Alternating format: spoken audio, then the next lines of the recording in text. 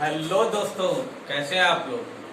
चलिए, तो सीआरपीसी में लास्ट लेक्चर में हम क्या देखा था, सेक्शन 167 समझ में आया था कि नहीं। आ ही गया होगा यार। 167 जब मैं रिकॉर्ड कर रहा था तब मूड पता नहीं इतना अच्छा नहीं था, क्योंकि 165 ए वीडियो को लेके, ठीक है, medical examination of victim of rape, उसको लेके थोड़ा मेरा मूड खराब हो गया था। उसके चक्कर में क्या हुआ, उसके चक्कर में 164 ए, अच्छा, उसके चक्कर में क्या हुआ था, उसके चक्कर में सेक्शन 167 अच्छा रिकॉर्ड नहीं हो पाया। चलिए, अब जो हो गया सो हो गया। एक बार सीआरपीसी खत्म हो जाए 167 फिर से पढ़ा देंगे, ठीक है। चलिए आगे का देखते हैं। आगे क्या पढ़ना है हम लोग को, 168, 69, 70, 71, 72 आज ही पढ़ेंगे। 173, ठीक है, 173 अगले लेक्चर में पढ़ेंगे। समझ में आया कि नहीं आया? समझ में आएगा तो कमेंट करके बताया करें। अरे यार, घर पर तो और टाइम नहीं निकल पाता है, घर पर तो घर वालों से ही बात करने में पूरा दिन बीत जाता है। बहुत टाइम बाद घर पे आने मिला ना। चलिए, कहाँ पे सेक्शन 167 हो गया था। 168 क्या बोलता है कि भैया अपने सुपीरियर ऑफिसर को जैसे ही इन्वेस्टिगेशन कंप्लीट हो जाए, जैसे ही इन्वेस्टिगेशन कंप्लीट हो जाए तो क्या करना है उसे, अपने सुपीरियर ऑफिसर को, जो भाई officer in charge of police station होगा, ज्यादातर एसएचओ होते हैं, ठीक है, या सर्किल ऑफिसर है, कोई भी है, सबका अपना अपना होता है, तो उसी को आपको अपनी रिपोर्ट सबमिट कर देनी है और वो फिर जाके मजिस्ट्रेट साहब को देगा, ठीक है। अरे मान लो ये आपका डिस्ट्रिक्ट है पूरा, ठीक, ये है डिस्ट्रिक्ट, यहाँ पे जो मेन आपका जो है पुलिस स्टेशन ये वाला है, बाकी सब छोटी छोटी चौकी हैं, ठीक है। तो मान लो इस चौकी के जुरिडिक्शन में कोई चीज हुआ, यहाँ के एसआई ने इन्वेस्टिगेशन किया, इन्वेस्टिगेशन करके क्या करेगा, वो हेड ऑफिस में जाके जो मेन पुलिस स्टेशन होगा वहां जाके, वहां पे एसएचओ जो होंगे उनको दे देगा जाके, ठीक है, वो फिर जाके कोर्ट में सबमिट करेंगे, ठीक है, ऐसे होता है। चलिए, समझ में आई बात कि नहीं? निकालिए, बैरक तो होगा ही आप लोगों के पास, नहीं है बैरक तो पढ़ना छोड़ दीजिए, ठीक है। अगर बैरक की नहीं है तो पढ़ के क्या करोगे, report of investigation by subordinate police officer, ठीक है। क्या बोलता है section 168, report of investigation by subordinate police officer when any subordinate police officer has made any investigation under this chapter, ठीक है। इस चैप्टर में उसने 160 में विटनेसेस से जानकारी ली हो, 165 में सर्च मारा हो और सब चीजें की हो, तो वो सारी जब इन्वेस्टिगेशन कंप्लीट हुई, देखो क्या हुआ, सबसे पहले भैया हुई एफआईआर, ठीक है, एफआईआर हुई 154 के हिसाब से, ठीक। अगला स्टेप क्या होगा, अगला स्टेप, अरे भैया, अगला स्टेप होगा इन्वेस्टिगेशन, है कि नहीं। पावर ऑफ इन्वेस्टिगेशन कहाँ पे दिया हुआ है, 156 में, इन कॉग्निजेबल केसेस, सारी चीजें, ठीक है, सारी चीजें इन्वेस्टिगेशन में क्या करेगा, विटनेसेस से वो पूछेगा, 160 में, 161 में, 162 में, ये सब उसमें अप्लाई हो जाएंगे, ठीक है।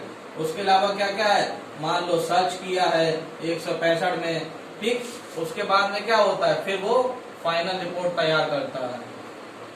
जब इन्वेस्टिगेशन हो जाती है, इन्वेस्टिगेशन के बाद फिर क्या करता है इन्वेस्टिगेशन ऑफिसर, फाइनल रिपोर्ट तैयार करता है, ठीक है। इतनी सब चीजें तो हम पढ़ चुके हैं ना, एफआईआर से लेके इन्वेस्टिगेशन से लेके हम लोग सब पढ़ चुके हैं, ठीक है। अगर विक्टिम ऑफ रेप है तो उसका मेडिकल एग्जामिनेशन की रिपोर्ट ये भी लगेगी, मेडिकल एग्जामिनेशन रिपोर्ट भी लगेगी उसकी, ठीक। ये सब चीजें इन्वेस्टिगेशन के दौरान ये सारी चीजें होती हैं। क्या क्या होता है कि विटनेसेस से पूछताछ करना, सर्च करना, अगर रेप का केस है तो मेडिकल एग्जामिनेशन होना उसका, ठीक है, ये सब सारी चीजें उसके बेसिस पे फाइनल रिपोर्ट तैयार होती है, ठीक। 168 सिर्फ इतना कहता है कि अगर कोई सबऑर्डिनेट पुलिस ऑफिसर है तो फिर वो अपने सीनियर को देगा, कोई दिक्कत उसमें, दिक्कत तो नहीं होनी चाहिए। चलिए, काम की चीज है 169, 70, 71, 169, 70, 71 और 72, हाँ। चलिए, 169, 70 समझने के लिए यहाँ पर आइए आप पहले। एफआईआर हुई कि नहीं हुई, इन्वेस्टिगेशन हुई कि नहीं हुई, क्या हुआ, इन्वेस्टिगेशन बेसिस पे फाइनल रिपोर्ट तैयार की। फाइनल रिपोर्ट तैयार करते समय क्या होगा, जब फाइनल रिपोर्ट तैयार करते हैं तो फाइनल रिपोर्ट तैयार करते समय चार बातें होंगी। क्या क्या चार बातें होंगी, पहली कि या तो उसके खिलाफ सफिशिएंट एविडेंस है, ठीक है, sufficient evidence against accused, accuse के खिलाफ क्या है, सफिशिएंट एविडेंस है हमारे पास, ठीक है। या तो एक बात ये होगी, फाइनल रिपोर्ट में क्या कंक्लूजन निकलेगा, इन्वेस्टिगेशन करने के दौरान, इन्वेस्टिगेशन करने के बाद हम जब फाइनल रिपोर्ट बनाएंगे, जब इन्वेस्टिगेशन ऑफिसर जब फाइनल रिपोर्ट बनाएगा तो चार बातें निकल के आएंगी। या तो सफिशिएंट एविडेंस है किसके खिलाफ, एक्यूज के खिलाफ, या इनसफिशिएंट एविडेंस है, इनसफिशिएंट एविडेंस अगेंस्ट एक्यूज, ठीक है, कि भैया एक्यूज के खिलाफ इनसफिशिएंट एविडेंस है, नहीं मिले एविडेंस, हमें कोई ऐसा एविडेंस मिले ही नहीं जिससे पता चले उसी ने ये चीज की है, ठीक। तीसरी बात क्या है, हाँ, कि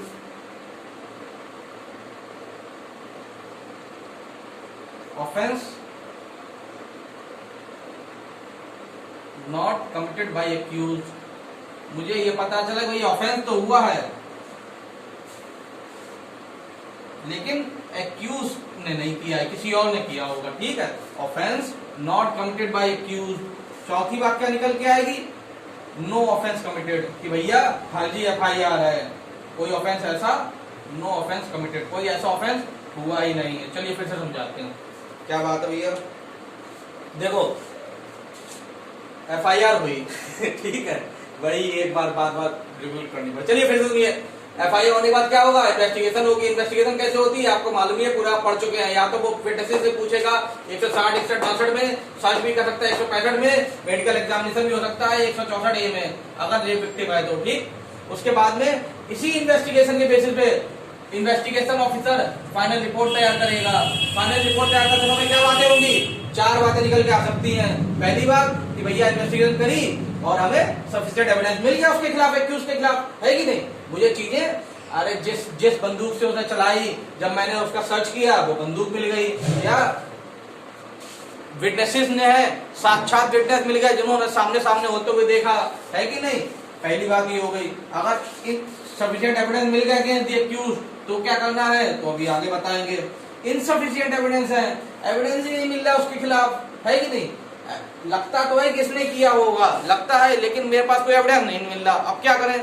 तो ये बताएगा सेक्शन, ये दूसरी बात ये हो सकती है। तीसरी बात कि ऑफेंस हुआ है लेकिन जो एक्यूज है उसने नहीं किया, कोई और हो सकता है, ठीक है। ऑफेंस तो हुआ है, ऑफेंस तो हुआ है लेकिन एक्यूज ने नहीं किया है, जिसके ऊपर जिस आदमी को लेकर मैंने इन्वेस्टिगेशन की थी, किसने किया कि नहीं किया, तब मुझे पता चला उसने नहीं किया। चौथी बात कि कोई ऑफेंस ही नहीं हुआ, फर्जी एफआईआर थी, ठीक है, फेक एफआईआर थी, किसी ने ऐसे ही एफआईआर करवा दी। तो इन चारों केसेस में क्या होगा, अगर सफिशिएंट एविडेंस है तो क्या करना है, सेक्शन 170 बताएगा, ठीक है। सफिशिएंट एविडेंस है तो क्या करना है, सेक्शन 170 बताएगा। और इनसफिशिएंट एविडेंस में या offence not committed by accuse में या नो ऑफेंस कमिटेड में सेक्शन 169 बताता है कि क्या करना है, ठीक। इतनी बात समझ में आई कि नहीं आई, देखिए। और दोनों ही केस में फाइनल रिपोर्ट जो सबमिट होगी वो कहां पे होगी, जाके सेक्शन 173 में, ठीक। दोनों ही केस में फाइनल रिपोर्ट सबमिट कहां पे होगी, जाके 173 में। जब सफिशिएंट एविडेंस होंगे अगेंस्ट द एक्यूज तो जो फाइनल रिपोर्ट सबमिट होगी, तो जो फाइनल रिपोर्ट होगी उसे हम लोग क्या कहेंगे, एफआर को, उसे हम लोग चार्जशीट कहेंगे। ध्यान से सुनना ये बात, उसे हम लोग चार्जशीट कहेंगे या चालान भी कहते हैं, CHALLAN, ठीक है, लिख लेना। क्या होता है फिर से समझो, फाइनल रिपोर्ट में इन चार में से कोई एक बात निकल के आएगी कि नहीं आएगी, कि या तो सफिशिएंट एविडेंस मिले, बहुत बढ़िया बात है, एविडेंस इनसफिशिएंट एविडेंस मिले, सफिशिएंट एविडेंस नहीं है, मतलब एविडेंस है लेकिन बहुत ही वीक एविडेंस है, ठीक है, जिसके खिलाफ अगर मैं कोर्ट में लेके भी जाऊंगा केस तो मुझे पता है कि वो कोर्ट से छूट जाएगा, है कि नहीं।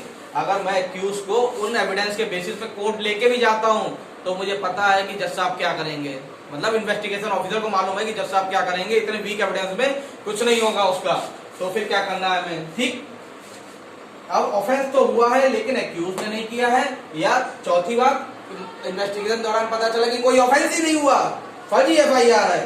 ठीक, तो इन चारों ही केसेस में क्या करना है, सफिशिएंट एविडेंस है तो 170 बताता है कि क्या करना है।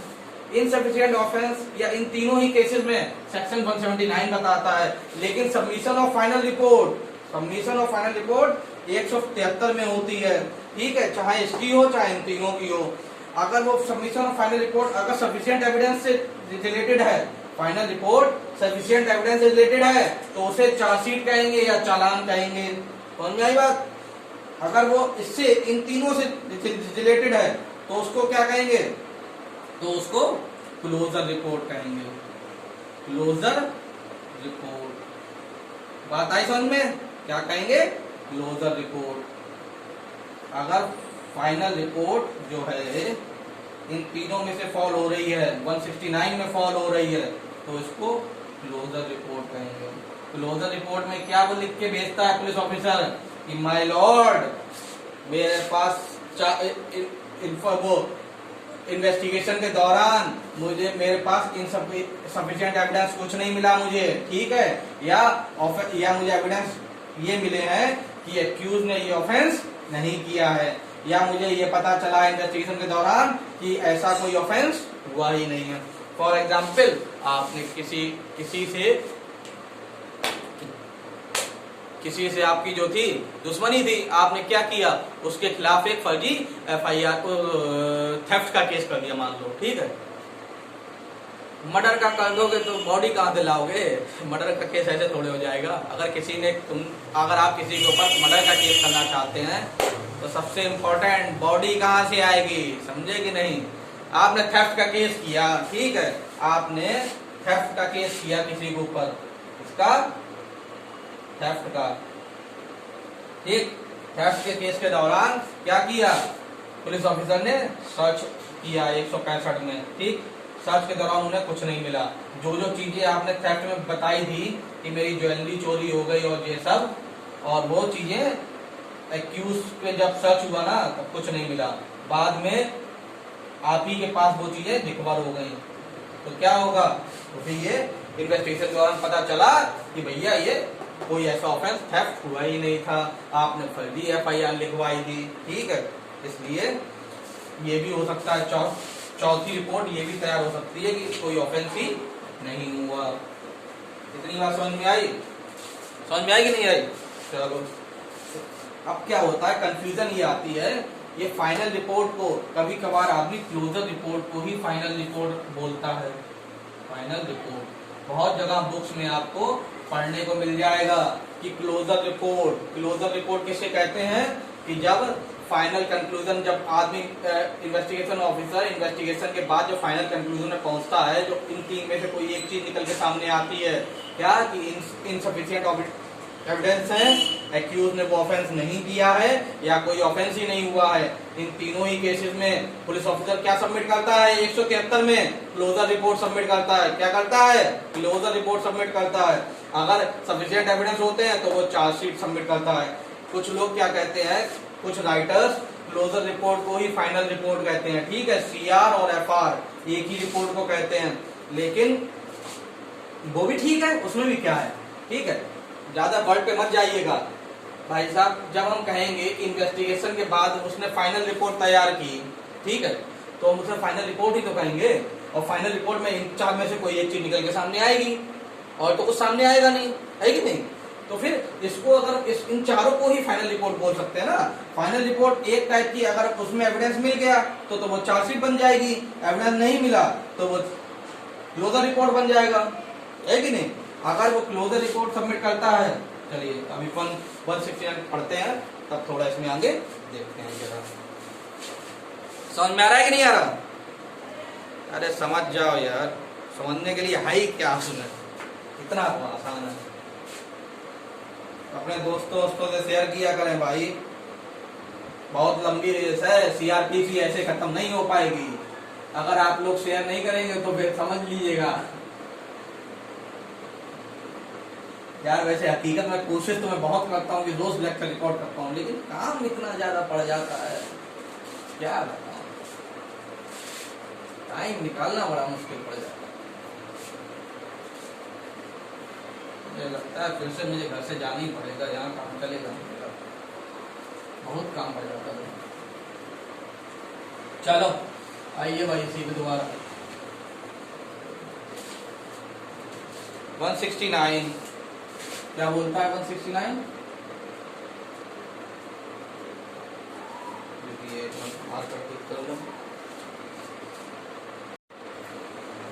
हाँ तो 169 में क्या था, बैग निकालिए, कहाँ गया। इसके बाद ये 2 लेक्चर और रिकॉर्ड होंगे, 173 एक अलग से रिकॉर्ड करना पड़ेगा, और 74, 75, 76 एक साथ ले लेंगे, है कि नहीं। फिर आ जाएगा जुरिडिक्शन ऑफ क्रिमिनल कोड। चलो भैया खत्म करें यार जल्दी जल्दी। हाँ क्या बोलता है 169? Release of accuse when evidence deficient. Release of accuse when evidence deficient. तो स्पेलिंग देख लेना भैया, ठीक है। क्या बोलता है, जैसा सेक्शन लिखा है ना हेडिंग, वही बोलता है कि भैया इन्वेस्टिगेशन के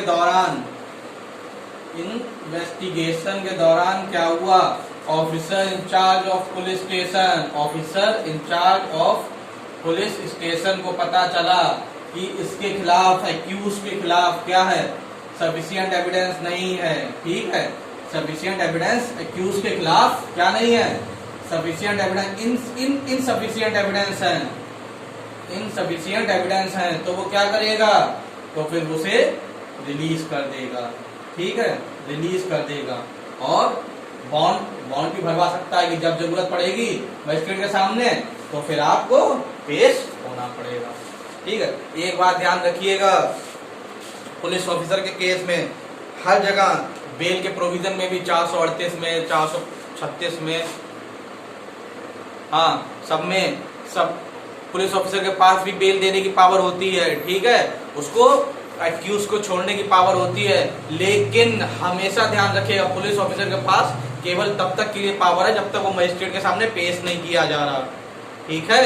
एक बार कोई भी अगर एक्यूज मजिस्ट्रेट के सामने पेश कर दिया गया, उसके बाद पुलिस ऑफिसर कभी भी उसे बेल नहीं दे सकता, है कि नहीं। और कितनी देर में पेश करना होता है, आप लोग को पता ही है, 24 घंटे के अंदर एक्यूज को पेश करना होता है। अब क्या हुआ, इस प्रोविजन को समझिए, 169 दोनों ही केस में अप्लाई हो रहा है, ठीक। पहली बात कि अगर उसे मान लो महीने वाले उसने इन्वेस्टिगेशन की, तब उसे पता चला कि वो एक्यूज जो है, इसके पास वो एक्यूज के खिलाफ मेरे पास कोई सफिशिएंट एविडेंस नहीं मिल रहा है, ठीक है, कोई भी एविडेंस ऐसा नहीं मिल रहा है, कोई पुख्ता सबूत नहीं मिल रहा है कि उसे सजा हो सके उसके बेसिस पे, तो वो क्या करेगा, तो मजिस्ट्रेट के सामने रिपोर्ट सबमिट कर देगा कि ठीक है, क्लोजर रिपोर्ट कि माय लॉर्ड ऐसी ऐसी बात है कि इन्वेस्टिगेशन के दौरान मुझे ऐसा कुछ भी नहीं मिला इसके खिलाफ, तो मैं क्लोजर रिपोर्ट सबमिट कर रहा हूँ, ठीक। अगर एक आध महीने इन्वेस्टिगेशन चली है तो उसके पास पावर थोड़े है कि वो उसे छोड़ सके, फिर मजिस्ट्रेट का काम है क्लोजर रिपोर्ट एक्सेप्ट करना है, नहीं करना है, फर्दर रिपोर्ट सबमिट को फर्दर इन्वेस्टिगेशन के लिए बोलना है, ठीक है, एक्यूज को छोड़ना है कि नहीं छोड़ना है, ये सब मजिस्ट्रेट का काम रहेगा, ठीक। अगर 24 घंटे के अंदर मान लो मेरे पास, मतलब एज ए पुलिस ऑफिसर मेरे पास कोई इंफॉर्मेशन आई कॉग्निजेबल केस की, ठीक है, मैंने कॉग्निजेंस लेते हुए क्या किया, एक आदमी को अरेस्ट कर लिया एज ए एक्यूज, ठीक। अब मैंने इन्वेस्टिगेशन की, जब मैंने पूरे दिन तहकीकात की, तब मुझे पता चला कि यार इसने ये ऑफेंस नहीं किया है, ठीक। तो मैं क्या करूंगा, तो फिर मैं छोड़ दूंगा उसे और उससे बॉन्ड भरवा लूंगा। अगर मुझे ऐसा लगेगा कि बॉन्ड भरवाना जरूरी, तो उससे बॉन्ड भरवा के कि जब भी जरूरत पड़े तुम्हें मजिस्ट्रेट सामने पेश करने की, तो तुम आ जाना, ठीक, और उससे बॉन्ड भरवा के हम छोड़ सकते हैं। लेकिन अगर मैंने मजिस्ट्रेट के सामने पेश कर दिया अगले दिन, उसके बाद किसी भी केस में कभी भी अगर किसी भी एक्यूज को मजिस्ट्रेट सामने पेश कर दिया गया है, तो उसके बाद में कभी भी पुलिस ऑफिसर उसे क्या नहीं कर सकता, बेल नहीं दे सकता, ठीक है। चलिए, तो इसमें क्या हुआ, इसमें यही हुआ, पढ़ लो, निकालो barrack. Release of accused when evidence deficient. If upon an investigation under this chapter it appears to the officer in charge of the police station that there is not sufficient evidence, ठीक है, there is not sufficient evidence or reasonable ground of suspicion to justify the forwarding of the accused to a magistrate. दूसरी बात कि मुझे reasonable ground लग ही नहीं रहा कि मैं किस बेसिस पे इसको, इस एक्यूज को मजिस्ट्रेट के सामने लेके जाऊं, किस बेसिस पे लेके जाऊं, कोई एविडेंस भी तो होना चाहिए, है कि नहीं, कोई सफिशिएंट एविडेंस ही नहीं मेरे पास। तो फिर इन दोनों केसेस में एक तो एविडेंस नहीं है, दूसरा सफिशिएंट एविडेंस नहीं है, छोटी मोटी चीजें हैं, उससे थोड़े कुछ होना है। मैं जानता हूं मजिस्ट्रेट क्या करेगा इसके बेसिस पे, है कि नहीं। Such officer shall, if such person is in the custody, release him on his executing a bond with or without surety, as such officer may direct to appear if and when so required before a magistrate empowered to take cognizance of the offence on a police report and to try the accused, commit him for trial। ठीक, जब भी उसकी जरूरत पड़ी तब उसे बुला लिया जाएगा। देखो, release of accuse and evidence deficient जब ये होगा ना, तो क्या करता है ये पुलिस ऑफिसर, ऐसे केसेस में क्या करेंगे, वो क्लोजर रिपोर्ट सबमिट करते हैं। ठीक है, क्लोजर रिपोर्ट सबमिट करते हैं। जब भी क्लोजर रिपोर्ट सबमिट होगी तो क्या होगा, मजिस्ट्रेट के पास ये ऑप्शन है, मजिस्ट्रेट क्या कर सकता है, मजिस्ट्रेट के पास ही तो क्लोजर रिपोर्ट जाएगी, ऑब्वियसली उसी के पास जाएगी। जब मजिस्ट्रेट के पास क्लोजर रिपोर्ट गई तो मजिस्ट्रेट क्या करेगा, एक्यूज को, कंप्लेनेंट जिसने कंप्लेंट की है ना, कंप्लेनेंट या इंफॉर्मेंट, इंफॉर्मेशन जिसने एफआईआर दर्ज कराई है, कंप्लेंट जिसने कंप्लेंट की है, इंफॉर्मेंट जिसने एफआईआर दर्ज कराई है, इसको जानकारी देगा कि भैया ये जो है पुलिस ऑफिसर साहब ये कह रहे हैं कि इनके खिलाफ कोई सफिशिएंट एविडेंस नहीं है। तो इंफॉर्मेंट क्या करेगा, अगर इंफॉर्मेंट को लगता है कि पुलिस ऑफिसर ने रिपोर्ट सही से, इन्वेस्टिगेशन सही से नहीं की है, इसके अलावा भी अगर मजिस्ट्रेट एक्सेप्ट करता है, इसमें दो चीजें हैं जो कि पहला बात क्या है, पुलिस ऑफिसर ने क्लोजर रिपोर्ट सबमिट की, समझ में आ रहा है, ध्यान से सुनिएगा। पुलिस ऑफिसर ने 169 के तहत उन्होंने देखा कि एविडेंस सफिशिएंट नहीं है, 173 में उन्होंने क्लोजर रिपोर्ट सबमिट कर दी। ठीक, क्लोजर रिपोर्ट में क्या होगा, तो मजिस्ट्रेट क्या करेगा, मजिस्ट्रेट एक या तो उसे नॉट एक्सेप्टेड मना कर दे कि हम एक्सेप्ट नहीं कर रहे, आप फर्दर इन्वेस्टिगेशन करिए। ठीक है, फर्दर इन्वेस्टिगेशन के लिए भेज सकता है। ठीक, और अगर एक्सेप्ट करता है, अगर क्लोजर रिपोर्ट एक्सेप्ट कर लेता है तो क्या होगा, तो उसे इंफॉर्मेंट को इन्फॉर्म करना पड़ेगा, मजिस्ट्रेट साहब को, इंफॉर्मेंट को इन्फॉर्म करना पड़ेगा कि ऐसी ऐसी बात हुई है, इन्वेस्टिगेशन ऑफिसर साहब ये बोल रहे हैं कि मुझे कोई सफिशिएंट एविडेंस नहीं मिल रहा, बताइए आप कुछ कहना चाहते हैं। तो अगर इंफॉर्मेंट अगर ऑब्जेक्शन करना चाहता है तो इंफॉर्मेंट क्या करेगा, ये प्रोटेस्ट पिटीशन सबमिट करेगा, प्रोटेस्ट पिटीशन सबमिट करेगा। प्रोटेस्ट पिटीशन में क्या होगा, प्रोटेस्ट पिटीशन में वो बताएगा कि भैया इस चीज को ऑब्जेक्ट करिएगा कि भाई क्लोजर रिपोर्ट आपने कैसे सबमिट कर दी, एविडेंस आपके पास नहीं, देखो मेरे पास इतने सारे एविडेंस हैं, कैसे आपने क्लोजर रिपोर्ट सबमिट कर दी। तो प्रोटेस्ट पिटीशन में भी मजिस्ट्रेट के पास दो पावर है, क्या कि इसको रिजेक्ट कर दे, प्रोटेस्ट पिटीशन को रिजेक्ट कर दे कि इनके पास कुछ था ही नहीं इंफॉर्मेंट के पास, है कि नहीं।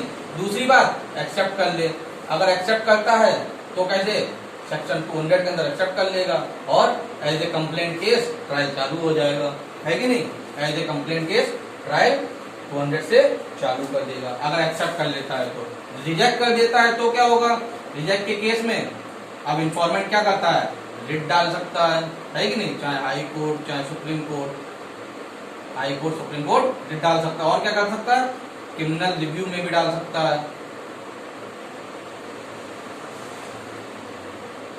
क्रिमिनल रिव्यू में डालेगा, रिवीजन में डालेगा, क्रिमिनल रिवीजन में रिव्यू कहां से हो जाएगा, पागल हो क्या, सीआरपीसी में रिव्यू कहां से हो जाएगा, क्रिमिनल रिवीजन में डालेगा, है कि नहीं। चलिए एकदम सही है, बिल्कुल। फिर से समझिए, जब 169 में उन्हें ऐसा लगा कि एविडेंस डेफिशिएंट है, इन्होंने क्लोजर रिपोर्ट सबमिट की इन्वेस्टिगेशन ऑफिसर ने, तो मजिस्ट्रेट के पास क्या पावर है कि वो क्लोजर रिपोर्ट को एक तो नहीं एक्सेप्ट कर रहा है, नहीं एक्सेप्ट करेगा तो क्या बोलेगा कि भैया फर्दर इन्वेस्टिगेशन करो, फर्दर इन्वेस्टिगेशन करो। ठीक है, और अगर एक्सेप्ट कर लिया तो क्या, क्लोजर रिपोर्ट को एक्सेप्ट कर लिया तो क्या करना होगा, तो आपको इन्फॉर्मेंट को जानकारी देनी पड़ेगी कि ऐसा है कि मैं इन्होंने क्लोजर रिपोर्ट सबमिट की है और मैं एक्सेप्ट कर रहा हूँ। तो इन्फॉर्मेंट क्या कर सकता है, इन्फॉर्मेंट उसके अगेंस्ट में प्रोटेस्ट पिटीशन सबमिट करेगा। प्रोटेस्ट पिटीशन सबमिट करने पे अगर क्या होगा, दो बातें होंगी, या तो उस प्रोटेस्ट पिटीशन को मजिस्ट्रेट साहब रिजेक्ट कर देंगे कि तुम्हारे पास भी कोई सफिशिएंट एविडेंस नहीं है, केस खत्म होने दो, ठीक है, और रिजेक्ट नहीं कर सकते हैं तो एक्सेप्ट भी कर सकते हैं। अगर एक्सेप्ट कर लिया तो सेक्शन 200 से वो ट्रायल चालू करवा देंगे एज ए कंप्लेंट केस, ठीक। रिजेक्ट कर देते तो क्या कर सकते हो, तो आप रिट के थ्रू जा सकते हो, हाई कोर्ट भी और सुप्रीम कोर्ट भी, या क्रिमिनल डिवीजन में जा सकते हो, ठीक। इतनी सी बात है।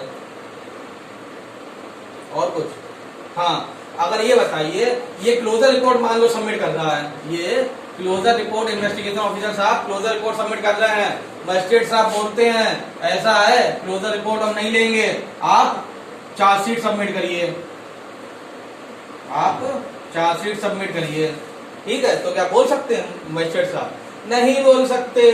क्यों, चार्जशीट ये पुलिस ऑफिसर के ऊपर है कि उसे क्लोजर रिपोर्ट सबमिट करना है कि चार्जशीट सबमिट करना है। मजिस्ट्रेट साहब कभी भी उसे फोर्स नहीं कर सकते पुलिस ऑफिसर को कि क्लोजर रिपोर्ट नहीं लेंगे हम, आप चार्जशीट सबमिट करिए, एविडेंस हमें नहीं पता, आप चार्जशीट बना के लाइए इसके खिलाफ, नहीं हो सकता, ठीक है। चार्जशीट बहुत सारे केसेस में इन्होंने, सुप्रीम कोर्ट ने बोला है कि मजिस्ट्रेट कभी भी पुलिस इन्वेस्टिगेशन ऑफिसर को ये नहीं बोल सकता कि आप क्लोजर रिपोर्ट के नहीं लेंगे हम, आप चार्जशीट सबमिट करिए, ठीक है। चलिए एक आध केस लिख लीजिएगा, पहले लिखिए Bhagwant Singh versus commissioner of police 1985। लिखिए Bhagwant Singh versus commissioner of police 1985। इसमें क्या बोला गया था, इसमें बोला गया था the informant has right to hear by magistrate if magistrate accept the police report under section 169। क्या है, the informant has right to hear by magistrate if magistrate submit police report under section 169, ठीक। दूसरी बात, एक और case लिखिए अभिनंदन Jha versus Dinesh Mishra. क्या है,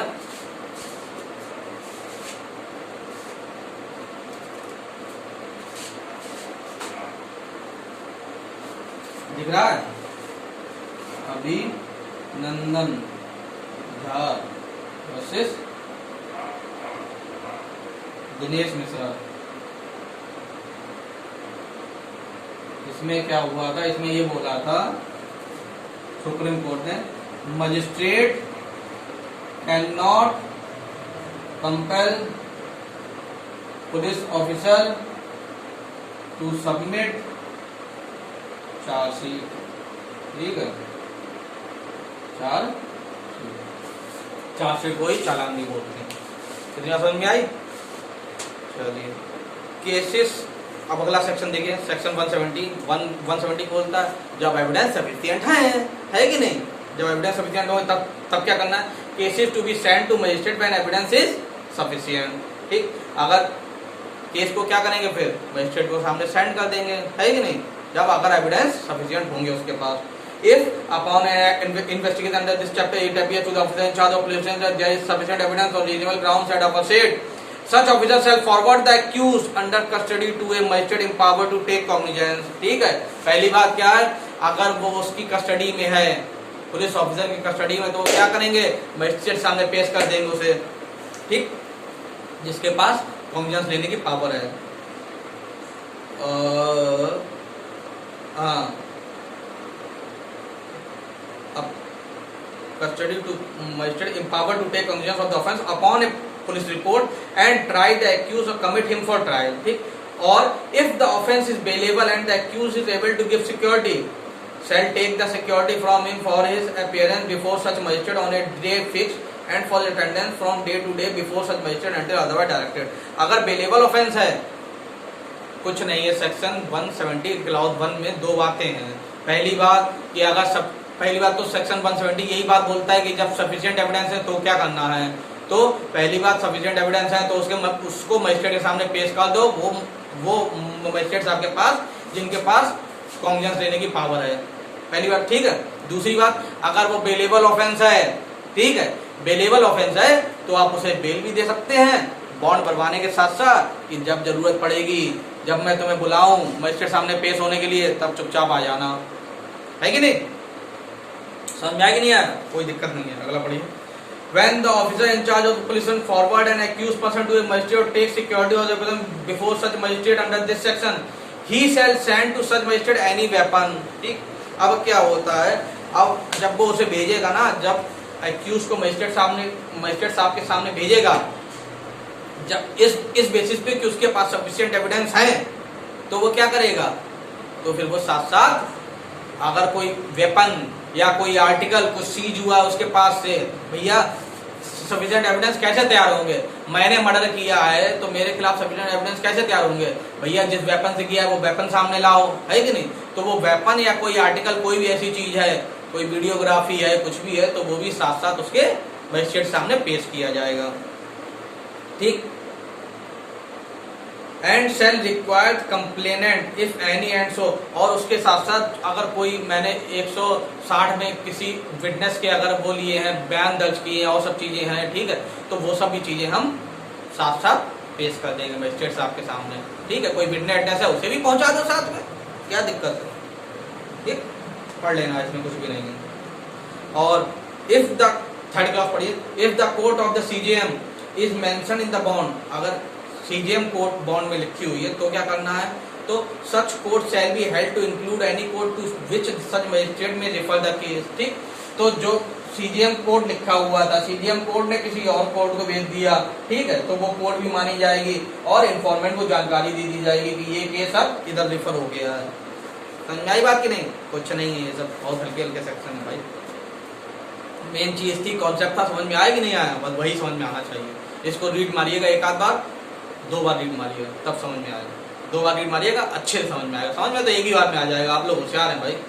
The officer in whose presence the bond is executed shall deliver a copy thereof to one of the person who executed it and shall then send to the magistrate the original with the report। ठीक, जिसने bond भरवाया है, जिस officer in charge ने, वो एक copy तो भेजेगा जो उस बॉन्ड को एग्जीक्यूट करवा रहा है, और दूसरी कॉपी, ओरिजिनल कॉपी, मजिस्ट्रेट साहब के सामने पेश कर देगा बॉन्ड की। ठीक,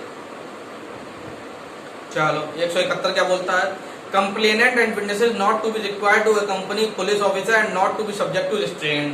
क्या बोलता है भैया 171 सीधी बात बोलता है कि कोई भी कंप्लेनेंट है, कंप्लेनेंट कौन, कंप्लेनेंट हो, इन्फॉर्मेंट हो, कोई भी हो, ठीक है, कंप्लेनेंट है या इन्फॉर्मेंट है या कोई भी विटनेस है, ठीक है, किसी भी केस से रिलेटेड, ठीक है, acquainted with the fact and circumstances of the case, ठीक, उस केस से रिलेटेड है, तो क्या उसको सिक्योरिटी देना या उसको प्रोटेक्शन देना या उसको वहां से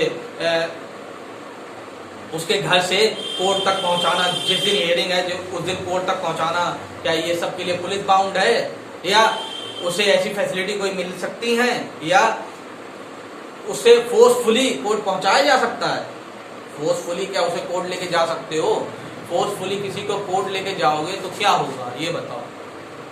मान लो कि मेरा मन नहीं है गवाही देने का, मेरा गवाही देने का मन नहीं है, पुलिस ऑफिसर जबरदस्ती हमें घर से उठा के लेके जा रही, चल चलो तुम वहां पर थे, तुम्हें सब मालूम है, बोलो चल के कोर्ट में, तो भैया हमेशा एविडेंस जो होते हैं ना वो वॉलंटरी होते हैं, समझे नहीं?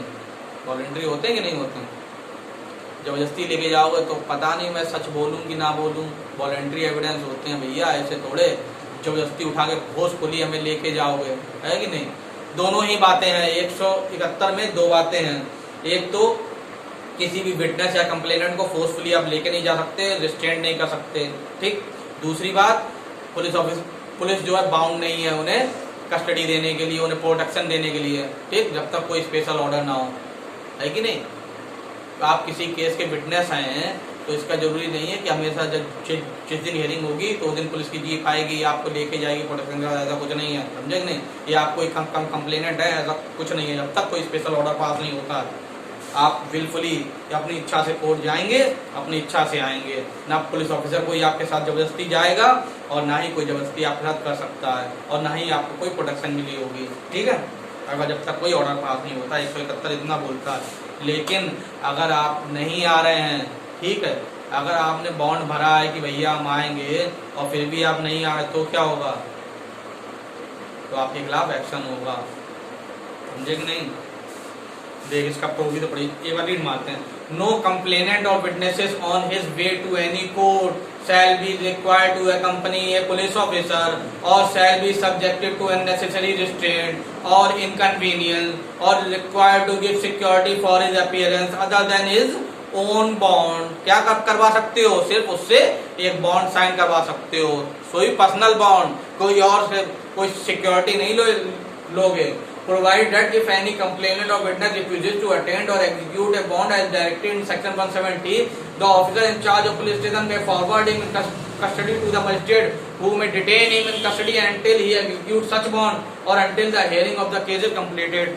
तो वो क्या करेगा, पुलिस ऑफिसर फोर्स कुछ नहीं इस्तेमाल करेगा, वो मजिस्ट्रेट के सामने पेश कर देगा। मजिस्ट्रेट साहब क्या करेंगे, या तो उससे बॉन्ड भरवाएंगे कि बॉन्ड भरो कि तुम आओगे, नहीं बॉन्ड भर रहे हो तो मजिस्ट्रेट साहब के पास पावर है कि तुम्हें जेल भेज सकते हैं, कि जब तक केस खत्म नहीं होगा इसे जेल में रखो, समझे कि नहीं।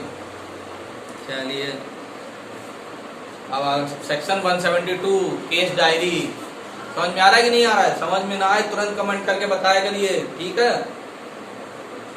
कोई भी डाउट हुआ करे, अरे यार व्हाट्सएप नंबर भी दे रखा है मैंने, ठीक है, आप उस पर भी अपने डाउट पूछ सकते हैं। मान लो कोई ज्यादा बड़ा डाउट है, आपने कमेंट पे लिखा, मुझे लगता है कि इसका आंसर कमेंट में मैं नहीं दे पाऊंगा, ठीक है, तो फिर मैं या तो उसका अगले लेक्चर में दूंगा या तो आप मुझे व्हाट्सएप करिए, ठीक है।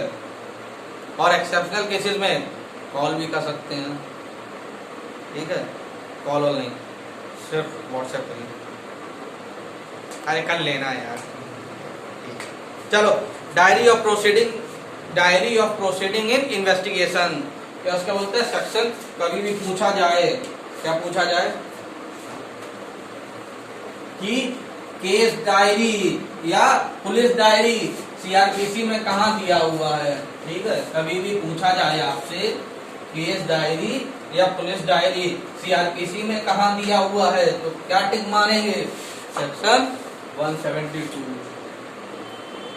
सेक्शन 172 को ही हम केस डायरी या पुलिस डायरी बोलते हैं। एक बोलता क्या है सेक्शन 172 ये बोलता है कि भैया कोई भी अगर केस है, ठीक है, तो उसकी डे टू डे इन्वेस्टिगेशन जो होगी वो आपको पुलिस डायरी में लिखना होगा।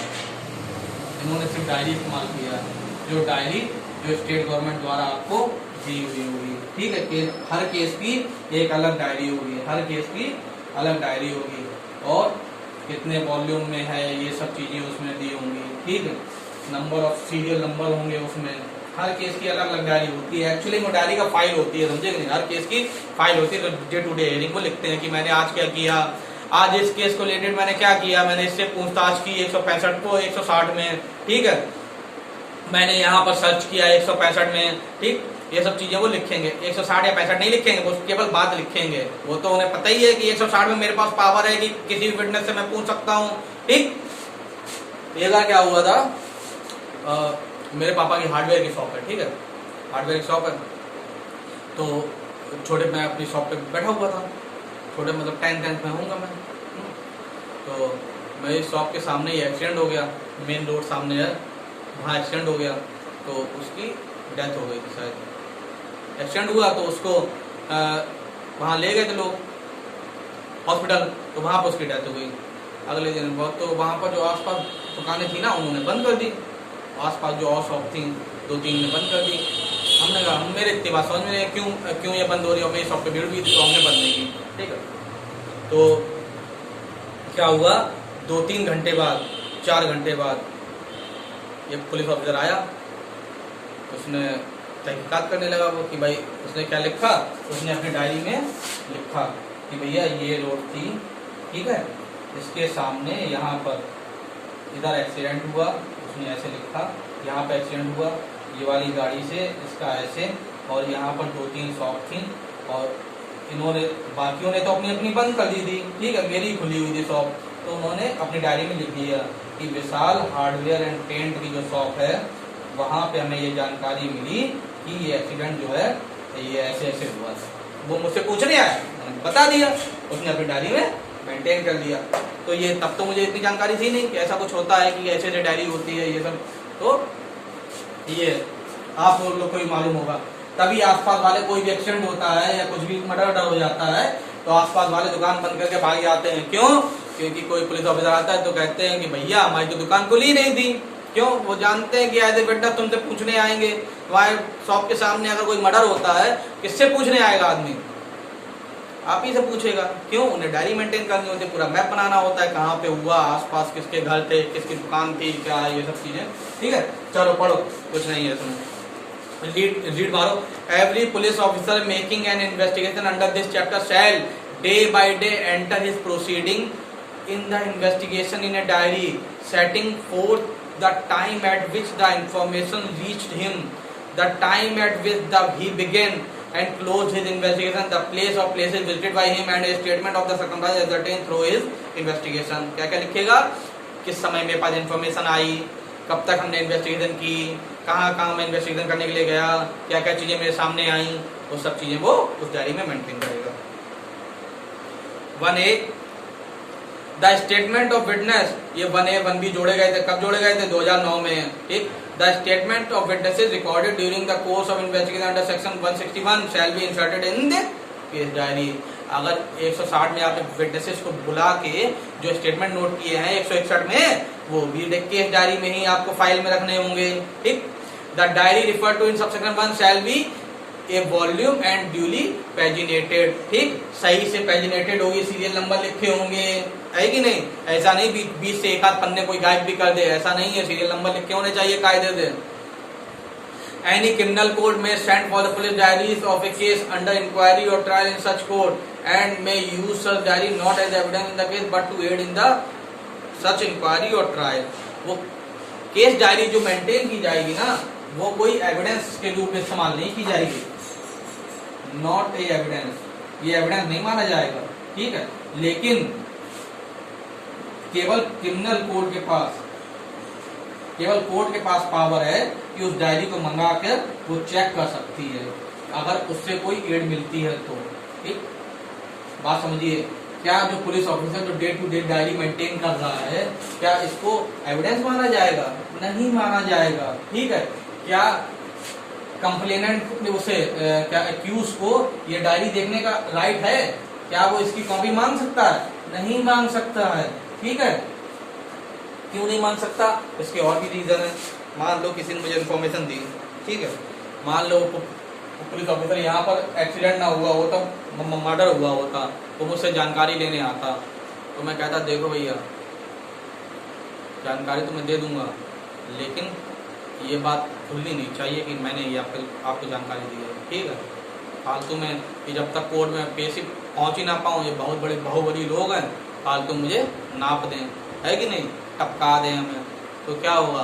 तो वो इस डायरी में मेंटेन करेगा। इस डायरी में तो वो सही से लिखेगा पुलिस ऑफिसर। वो तो हमसे कह देगा ठीक है ये बात डिस्क्लोज नहीं होगी, लेकिन वो इस डायरी में तो मेरा नाम लिखेगा। और अगर एक्यूज को इस डायरी देखने का राइट होता या इसकी कॉपी लेने का राइट होता तो एक्यूज को सब बात मालूम हो जाएगी, है कि नहीं? इसलिए जो है एक्यूज के पास कोई राइट नहीं होता और कोर्ट भी इसे एज एविडेंस नहीं मानती।